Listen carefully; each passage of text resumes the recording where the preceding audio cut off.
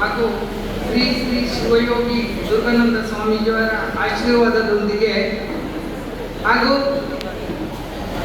ಗಣ್ಯಾತಿಗಣ್ಯ ತುಂಬ ಜನ ಇದ್ದಾರೆ. ತುಂಬ ಚೆನ್ನಾಗಿ ಒಂದು ವರ್ಣನೆ ರೂಪದಲ್ಲಿ ಕಾರ್ಮಿಕರ ಕಷ್ಟ ಏನು ಅನ್ನೋದು, ಅವರ ಬೆವರ ಹನಿಯಲ್ಲಿ ಏನೇನು ಶ್ರಮ ಇದೆ ಅನ್ನೋದನ್ನು ಎಲ್ಲರೂ ಮಾತಾಡಿದ್ದಾರೆ. ತುಂಬ ಧನ್ಯವಾದಗಳನ್ನು ಅವರಿಗೆ ಅರ್ಪಿಸ್ತಾ ಇದ್ದೀನಿ.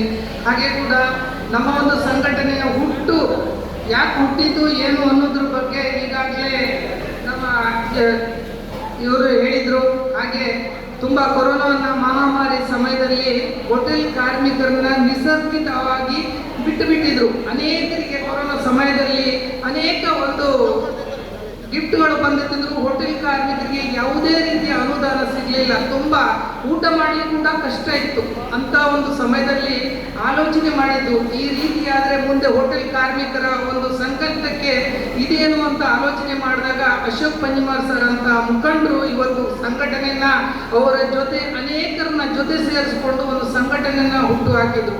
ಒಂದು ಸಂಘಟನೆ ಹುಟ್ಟಾಗಲಿಕ್ಕೆ ಎಷ್ಟು ಶ್ರಮ ಇದೆ ಅನ್ನೋದನ್ನ ನಮ್ಮ ಅನೇಕ ಮುಖಂಡರಿಗಾಗಲೇ ತಿಳಿಸಿದ್ದಾರೆ. ಆಗಲೂ ಕೂಡ ನಮ್ಮ ರಾಜಶೇಖರ್ ಸರ್ ಆಗಿರ್ಬೋದು, ನಮ್ಮ ಕುಮಾರ್ ಸರ್ ಆಗಿರ್ಬೋದು, ಅನೇಕ ಒಂದು ಸಂಸ್ಥೆಯ ಒಂದು ಇದು ಕಾರ್ಮಿಕರ ಆಯೋಗರು ನಮಗೆ ಸಪೋರ್ಟ್ ಮಾಡಿದರು. ಕಾರ್ಮಿಕರ ಸಂಘಟನೆ ಕಟ್ಟೋದಕ್ಕೆ ಏನೇನು ಬೇಕು ಅದ್ರ ಬಗ್ಗೆ ಒಂದು ನಮ್ಮ ಜೊತೆ ಸಪೋರ್ಟ್ ಮಾಡಿದರು. ಯಾಕಂದರೆ ಹೋಟೆಲ್ ಕಾರ್ಮಿಕರ ಒಂದು ಶ್ರಮ ಏನಿದೆ ಅನ್ನೋದು ಅವರು ಅರಿತಿದ್ರು. ಹೀಗೆ ಇರುವುದಾ, ಹಿಂದೆ ಜಾರ್ಜ್ ಫೆರ್ನಾಂಡಿಸ್ ಸರ್ ಕೂಡ ಒಂದು ಸಂಘಟನೆ ಕಟ್ಟಿದ್ರು. ಅವರಿಗೆ ಒಂದು ಅವರಿಗೆ ಯಾವುದೇ ಒಂದು ರೀತಿಯ ಕಾರ್ಮಿಕರ ಸಪೋರ್ಟ್ ಇಲ್ಲದೆ ಬೇರೆ ರಾಜ್ಯದಲ್ಲಿ ಹೋಗಿ ಅವರು ಒಂದು ಮಹಾನ್ ವ್ಯಕ್ತಿಯಾಗಿ ಗುರುತಿಸಿಕೊಂಡ್ರು. ಆ ಲೆಕ್ಕದಲ್ಲಿ ಕಾರ್ಮಿಕರು ಕೂಡ ನಮ್ಮ ಜೊತೆ ಕೈ ಜೋಡಿಸಿ, ಯಾಕಂದ್ರೆ ನಮ್ಮ ಈ ಪ್ರೋತ್ಸಾಹ ನಮಗೆ ಯಾರ ದೊಡ್ಡ ಒಂದು ಮಟ್ಟದಲ್ಲಿ ಪ್ರೋತ್ಸಾಹ ಇಲ್ಲದಿದ್ದರೂ ನಾವು ಒಂದು ನಿಧಾನವಾಗಿ ಬೆಳೆದ ಸಂಘಟನೆ ಹುಟ್ಟಿ 5 ವರ್ಷ ಆಗಿದೆ. ನಾವು ಹಳೆಯಾಗಿ ಬೆಳೀತಾ ಇದ್ದೀವಿ. ನಮ್ಮನ್ನ ನೀವು ಜೊತೆ ಸೇರಿಸಿದ್ರೆ ಸಂಘಟನೆ ಒಂದು ಮಹಾನ್ ಶಕ್ತಿಯಾಗಿ ಬೆಳೀಲಿಕ್ಕೆ ಸಾಧ್ಯ ಇದೆ. ನಮ್ಮ ನುಡಿ, ನಾವು ಕಟ್ಟಿದಂತ ಒಂದು ಕನಸು ನಡೆಯಲಿಕ್ಕೆ ಸಾಧ್ಯ ಇದೆ. ಎಲ್ಲ ಒಗ್ಗಟ್ಟಾಗಿ ಹೋದ್ರೆ ಮಾತ್ರ ಒಂದು ಯಶಸ್ಸಾಗಲಿಕ್ಕೆ ಸಾಧ್ಯ ಇದೆ.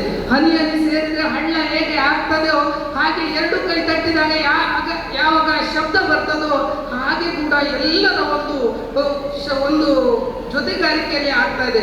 ಅನೇಕ ಮುಖಂಡರು ನಮ್ಮ ಎದುರುಗಡೆಯಲ್ಲಿ ಕೂತಿದ್ದಾರೆ. ಅವರು ಈ ಸಂಘಟನೆಗಾಗಿ ಎಷ್ಟು ದುಡಿದಿದ್ದಾರೆ, ಎಷ್ಟು ಒಂದು ಮಾತುಗಳನ್ನ ಕೇಳಿ ಇವತ್ತು ಒಂದು ಎದೆ ಕೊಟ್ಟು ಇವತ್ತು ಈ ಮಟ್ಟಿಗೆ ತಂದಿದ್ದಾರೆ ಅಂದ್ರೆ ಅದಕ್ಕೆ ನಮಗೆ ತುಂಬಾ ಹೆಮ್ಮೆ ಆಗುತ್ತೆ.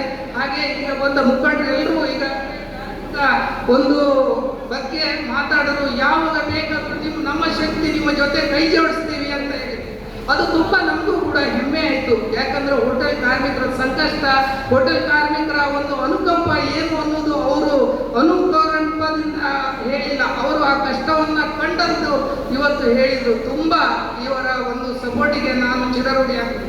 ಹಾಗೆ ಅನೇಕ ಮುಖಂಡರು ಸೇರಿದ್ದಾರೆ, ತುಂಬಾ ಖುಷಿ ಆಗ್ತಾ ಇದೆ. ಹಾಗೆ UT ಖಾದರ್ ಸರ್ ಕೂಡ ಬಂದು ಅವರು ಕೂಡ ಹೋಟೆಲ್ ಕಾರ್ಮಿಕರಿಗೆ ನಿಮ್ಮ ಯೋಜನೆ ಏನು ನಮಗೆ ತಿಳಿಸಿ, ನಿಮಗೆ ನಾನು ಜೊತೆಯಾಗಿ ಇರ್ತೀನಿ ಅಂತೇಳಿ ಹೇಳಿದ್ದಾರೆ. ತುಂಬಾ ಖುಷಿ ಆಯಿತು. ಹಾಗೆ ನಮ್ಮ ಸಂಘಟನೆ ಅನೇಕ ಮುಖಂಡರು ಒಂದು ನಮ್ಮ ಮುಂದೆ ಯುವ ಪೀಳಿಗೆಗೆ ಏನಾದರೂ ಒಂದು ಯೋಜನೆಯನ್ನು ತರಬೇಕು ಅಂತ ಒಂದು ಗುರುತಿಸಿದಾಗ, ಹಾಗೆ ಹೋಟೆಲ್ ಕಾರ್ಮಿಕರ ಮಕ್ಕಳಿಗೆ ಏನಾದರೂ ಒಂದು ನಾವು ಮಾಡಬೇಕು ಅಂತೇಳಿ ಗುರುತಿಸಿ ಆಗ ಪ್ರತಿಭೆ ಪುರಸ್ಕಾರ ಮೊಟ್ಟ ಮೊದಲ ಸಾರಿ ಇದನ್ನ ಕೊಟ್ಟಿದ್ದು. ಅದಕ್ಕಾಗಿ ಇದಕ್ಕೆ ಎಲ್ಲದಕ್ಕೂ ನಾವು ಚಿರಋಣಿ ಅಂತ ಹೇಳ್ತಾ ನನ್ನ 2 ಮಾತನ್ನ ಮುಗಿಸ್ತೇನೆ.